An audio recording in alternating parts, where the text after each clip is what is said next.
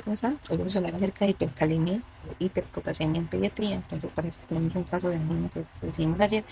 Es un niño de 2 meses a término que pesa en el momento 4.5 kilos, un antecedente de una infección urinaria por Klebsiella pneumoniae sensible que recibe manejo con ceftriaxona por 5 días. Sin embargo, durante la estancia presenta evidencia en fasciculaciones, toman electrolitos y evidencian un electrolito de potasio de 6.9. Intentan pues terapias en el sitio de remisión, sin embargo el mínimo potasio que se logra es de 5.7, por lo cual pues remiten al paciente para estudios y manejo.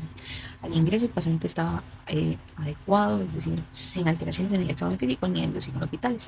Sin embargo, al tomar los paraclínicos, incluyendo en estos unos gases venosos, en los electrolitos de los gases se evidencia que persiste con un potasio de 6.9, por lo cual se inicia pues terapia con bicarbonato de sodio a un equivalente por kilo más 3 veces el volumen de bicarbonato, es decir, ese volumen que nos dio esa dosis de bicarbonato por 3 de solución salina.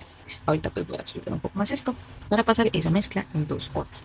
Muy bien, entonces la definición de hipercalemia tenemos que es cuando tenemos un potasio sérico mayor a 5.5, recordando que los pilares normales son de 3.55. ¿Por qué razones podemos tener nosotros esta hipercalemia? Primero, porque pues, no hay una adecuada eliminación del potasio o disminución de la eliminación renal.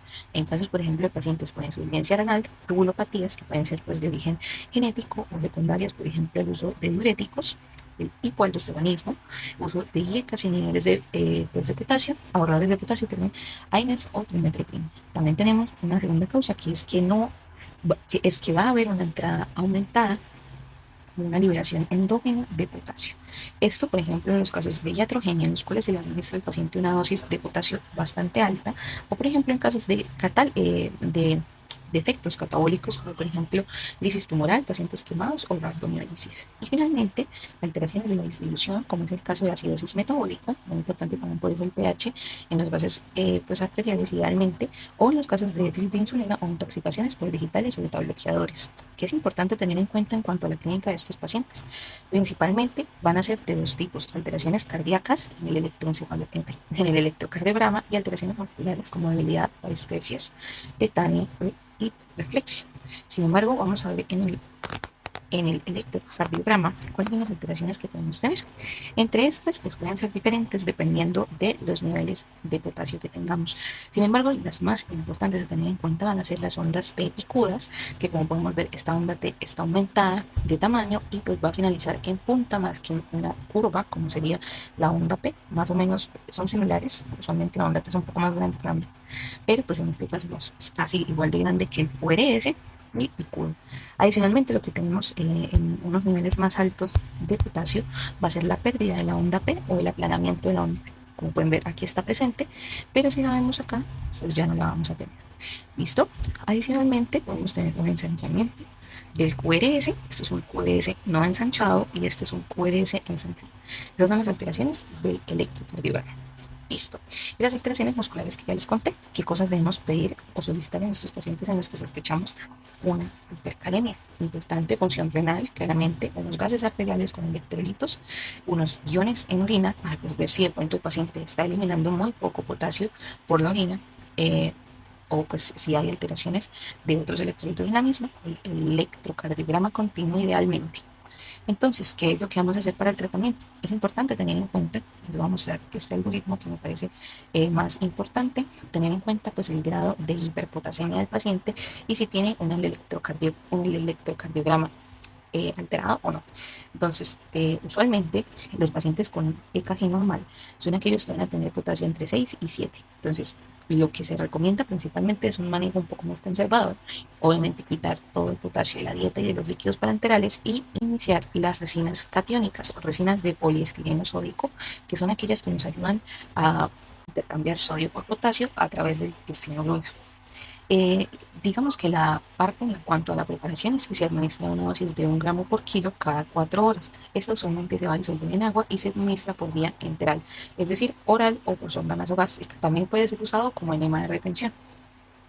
En cuanto a los pacientes que tienen un electrocardiograma anormal, usualmente con potasio mayor de 7, lo que se debe realizar es iniciar la infusión de gluconato de calcio, teniendo en cuenta que el gluconato de calcio lo que nos va a ayudar a hacer El calcio antagoniza directamente la despolarización inducida por la hipercalemia de la membrana cardíaca en reposo.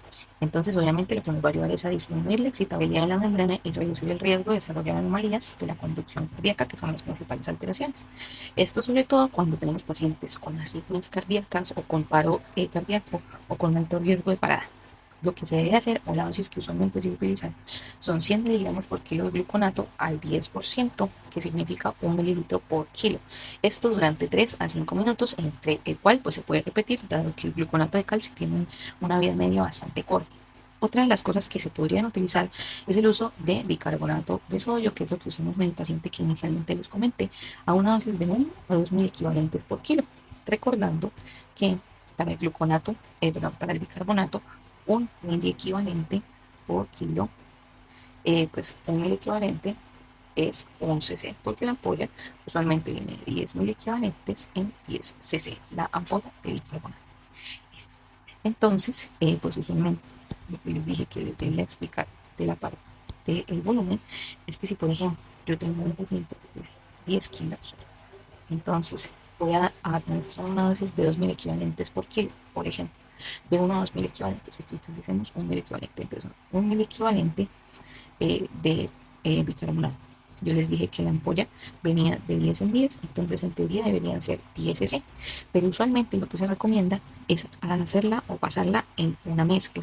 Esto utilizando puede ser agua destilada o solución salina. ¿Listo? Entonces, esto se utiliza, son 3 veces el volumen de lo que nos dio de bicarbonato. Entonces sería 10 cc de bicarbonato de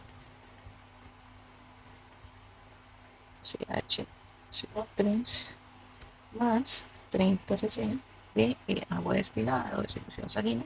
Y esto, aunque la literatura dice que se puede hacer un paso de esto pues de 10 a 5 a 20 minutos, a nosotros nos gusta pasarlo más bien en 1 a 2 horas. ¿Listo?